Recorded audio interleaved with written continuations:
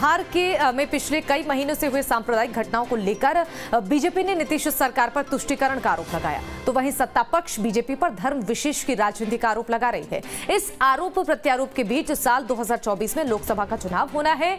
ऐसे में दोनों ही तरफ से विकास का एजेंडा गायब दिख रहा है। हमारी एक खास रिपोर्ट देखिए आप।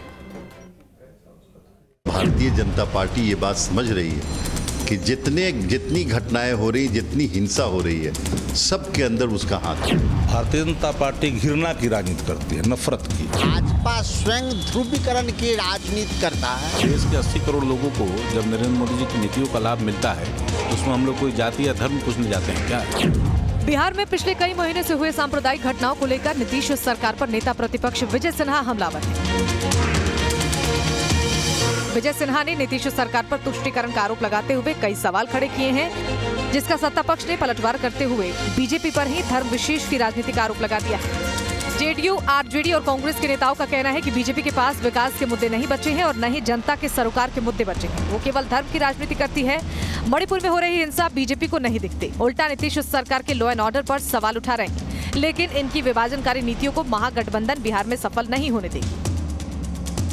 भारतीय जनता पार्टी ये बात समझ रही है कि जितनी घटनाएं हो रही, जितनी हिंसा हो रही है, सबके अंदर उसका हाथ।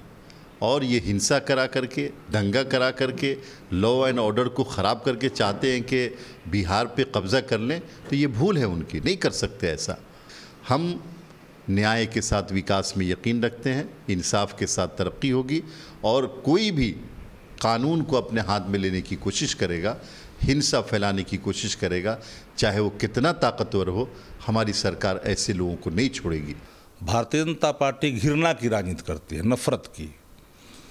भाजपा को न किसी धर्म से मतलब है न कर्म से। वो सिर्फ उन्माद की राजनीति करती है, न विकास की बात नहीं करती है। भाजपा तो संविधान के खिलाफ आचरण करती है। गैर संवैधानिक आचरण भारतीय जनता पार्टी की फितरत यही ट्रेनिंग ही दी जाती है। नफरत फैलाओ, डिवाइड एंड रूल करो। हिंदू से मतलब है, कौन हिंदू इनका है? ये कौन सा हिंदू इसके यहाँ है? भाजपा के यहाँ ये उन्मादी सब चेहरा है।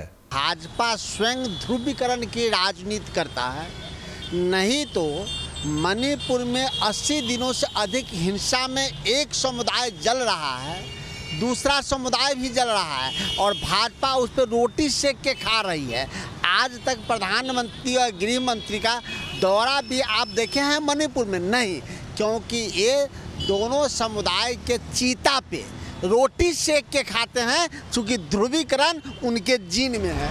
सत्ता पक्ष के तर्कश से निकल रहे शब्दों के बाढ़ का बीजेपी ने भी पलटवार किया है। बीजेपी प्रवक्ता संतोष पाठक ने कहा कि इन बातों में कहीं संदेह नहीं कि महागठबंधन की सरकार लगातार तुष्टीकरण की राजनीति कर रही है।